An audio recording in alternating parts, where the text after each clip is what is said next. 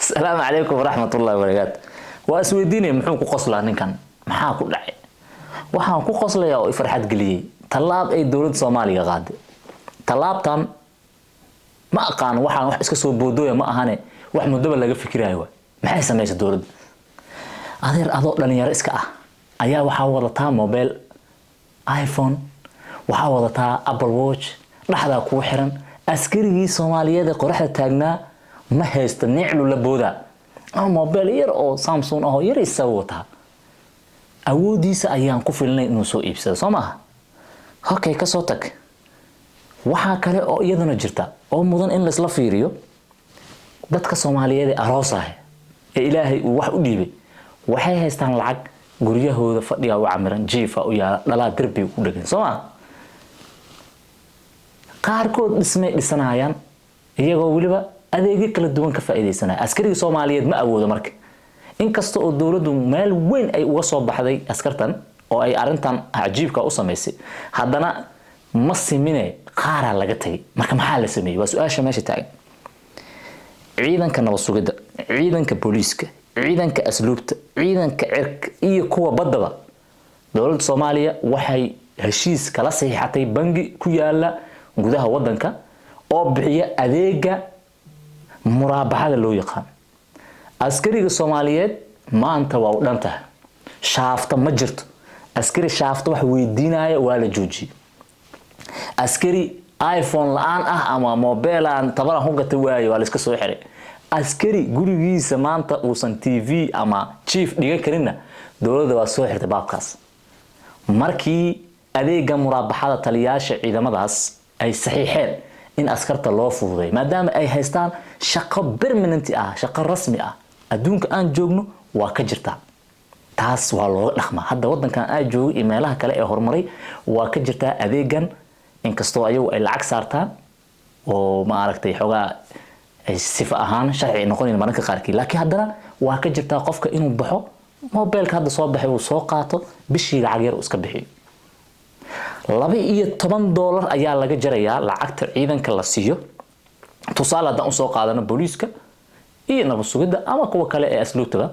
mushaarka u soo dhaca dawladda ayaa si automatic uga jaraysa $12 oo ku dhacaysa bangiga heshiiskaasi la galay ee dadkan u fududeynay saraakiil iyo mas'uuliyiin kale iyo dhalinyaro badan waxay ii sheegeen in talaabtan loo qaaday ay tahay jiif oo jaq waxay sheegeen in aanay hadda kadib ku noolaanaynin walwal ku saabsan waxaan hebel ugu watahay maxaa u wadan weys naflay waaye dhalinyaradu inay xarageeyaan ay jecel yihiin laakiin waxay ka doorteen qarankooda inay dhintaan u dhaawacmaan u istaagaan qoraxda wuu heli karaa shaqooyin kale ogow marka dawladdu istaraatiijiyada ee dejisay ee ah in ciidankan oo dhan loo sameeyo adeega muraabaxada waxa uu durba bilaabay in safaf dhaadheer ay galaan askarta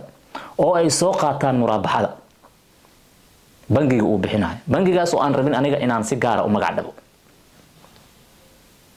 waxa kamid ah waxyaabaha loo ogol yahay inay soo qaataan alaabta guryaha lagu camirto mobilada xitaa qofka haduu rabo gaadiid waa qaadan kariyaa tabartiisa leeyahay adiga damoor ah waxaan badsato lacagta le kugu badanayso lacagtana markay kugu badato waqti aad ku bixinaysaa si kordhay marka inta badan dhalinyartu waxay ii sheegeen inay xoog saarayaan qofka ama uu aad u danaynayo inuu qaato telefoon oo reerkiisa asaga uu qaato qoftiisa iyo asaga telefoonada casriga ah iyo inuu guriga ka camirto chief kaal araga fadhi tartiibkiisa waxa hadaba faa'iido ay u tahay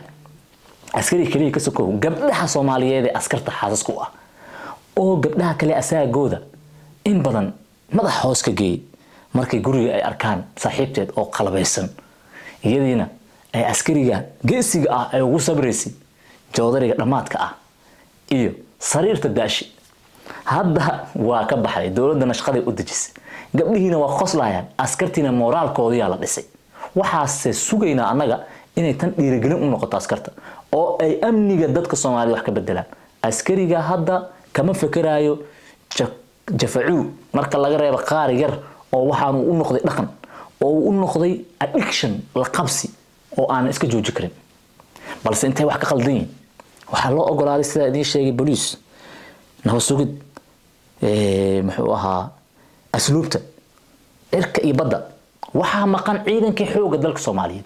sida saraakiil badan aan ka xigtayna markay ayaga moodeen in ayaguna ay ku jiraan oo ay tageen halka laga dalbanayo muraabaxada waxaa loo sheegay in taliyaashoodii iyo madaxdoodii aanay saxiixin inay adeegan ka faa'iideysan karaan taasoo dhabarjab ku noqotay ciidanka xoogga dalka cid uga mudnaan badan malaha inkastoo oo ciidanka dhan ay amniga sugayaan xoogga dalka kuwa hadda taagan waay jiida hore ee dagaalka ayayna taagan yihiin waxaana ognahay in xabadaha cadawga ku dhacay ay xabadka uga dhacaan oo ay sanduuqka uga dhicin oo aan lagu dhex ugaarsanin caasimadda oo ay iyaga ugaarsi ugu tageen duurka askarigaas waa ku xaquuq haduusan ka xaquuq badnayn kan magaalada jooga ee waxyaabo badan heli kara ama party time meel kale ka shaqeysan kara sida aawadeed waxay codsanayaan aniguna aan fariinta ayaga codkooda ku gudbina in fursadda qayb laga siiyo macquul ma aha runtii in militarigii laga reebo kuwa kaleetana iska baashaalaan هذه معقول ما يكون ما معقول هذا هلا يابن هذا أركتد آيفون 15 برو ماكس عسكري بوليس ولا بوداي هذا هو والله قلصمي دولة دي سيا قلصمتي هذا لعكتان سكر كسوهل أما شافته وقعده قبري صاحبك شافته وقعده يا أما ويلو هو يدا أما أبها أو شقيست كل اكتيا إيجد هذا يا وحكاريسيا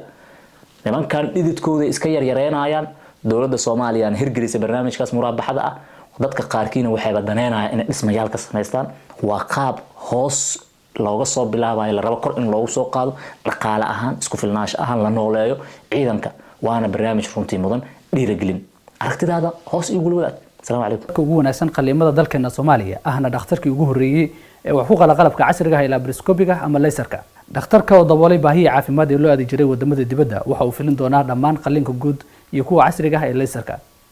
maalin waliba waxa uu heega kugu yahay isbitaalka Shaafi ee magaalada Muqdisho ee hore u gaar ama wixii faafahinta dheeriga kala xiriir lambarada shaashada kaaga muuqanaya وافي اب وابلكيشن عصري oo ka qabtiraya adeegyada maaliyadeed sida sad sahal efc plus xawaalad taaj bangiga iyo adeeg isgaarsiinta oo ku suurtagelinaya inaad Soomaaliya qiimo jaban ku soo wici kartid وافي waxa ku isticmaali kartaa gudaha dalka iyo daafaha dunida وافي اب kala soo deg app store-ka ama play store-ka وافي isku xiraha qaran joogta iyo qurban joogta hayay waa Imara Luxury Homes Limited hoyga quruxda leh halka aad ka helayso waa Nairobi ee ka maqnaan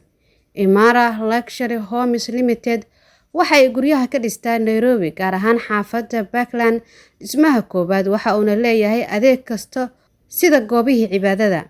dhismaha waxa uu leeyahay madaaris goobaha dabaasha oo rag iyo dumar loo kala saaray cafeteria supermarket farmashi goobaha caruurtu ku ciyaaraan iyo adeega ambalaas xaaladaha degdega ah habka lacag bixintu waa hab sahlan waxaana socda barnaamijka 9 maalmood ee ku eeg 3 bisha September ee la magac baxay hoygu waa muhiim ah hanti yeelo kaasi oo ah qiimo dhibis kala bar ah in aad guriga rabto ku iibsanayso sidoo kale waxaa jira fursado kale oo lacag bixintu tahay 4 sano oo bilaa dulsaar ah wixii faafahin dheeraad ah waxaad kala xiriiri kartaa Imara Luxury Homes Limited xafiisku wuxuu ku yaalaa Linana Road Hurlingham Nairobi Kenya kala xiriir telefoonada shaashada kaaga